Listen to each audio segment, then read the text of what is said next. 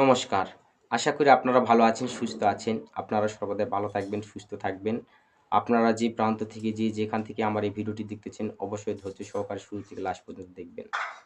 তো আজকে আপনাদের মাঝে যে বিদ্যা দিতে এসেছি, যে মন্ত্রটি দিতে এসেছি সে মন্ত্রটি হচ্ছে মা লক্ষ্মীর বীজমন্ত্র। এটা পরীক্ষিত এবং এ মন্ত্র খুবই পরীক্ষিত কাজ করে এবং খুবই কাজনীয়। মা লক্ষ্মীর এই বীজ মন্ত্রটি খুব মারাত্মকভাবে কাজ করে। দেখা যাচ্ছে এই বীজ মন্ত্র মা লক্ষ্মীর বীজ মন্ত্রর প্রক্রিয়া কি, যে কাজটা কি, সে কাজটা হচ্ছে দেখা যাচ্ছে যদি কোনো সংসারে কলহ, অশান্তি এগুলো লেগে থাকে, বাড়িতে সুখ শান্তি নেই, দেখা যাচ্ছে বাড়িতে টাকা পয়সা যা কামাই হয় কুদিক দিয়ে ব্যয় হয়ে যায় সেটা আপনারা বুঝতে পারেন না, সেই টাকার দ্বারা কোনো বাড়ির আয় উন্নতি করতে পারেন না। এক্ষেত্রে বাড়িতে অশান্তি এগুলো লেগে থাকে।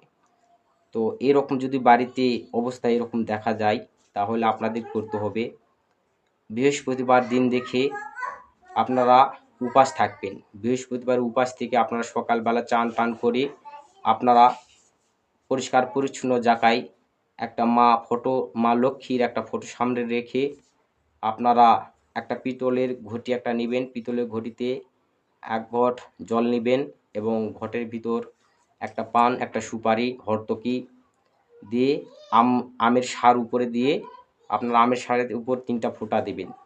দেওয়ার পরে আপনারা মা লক্ষ্মীর সামনে ঘটটি সুন্দরভাবে স্থাপিত করবেন। করার পরে ঘটে ৩ টি ফোঁটা দিবেন এবং মাটিতে ৩ টি ফোঁটা দিবেন।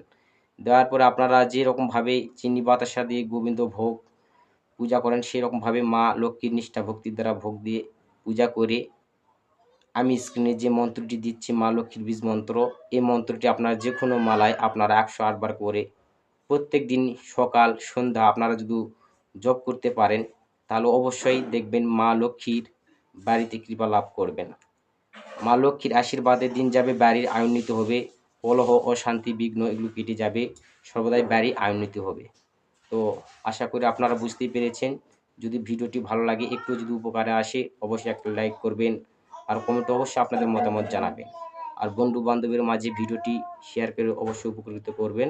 আর অবশ্যই সর্বদাই আমাকে আপনারা সাপোর্ট করবেন। তো ধন্যবাদ।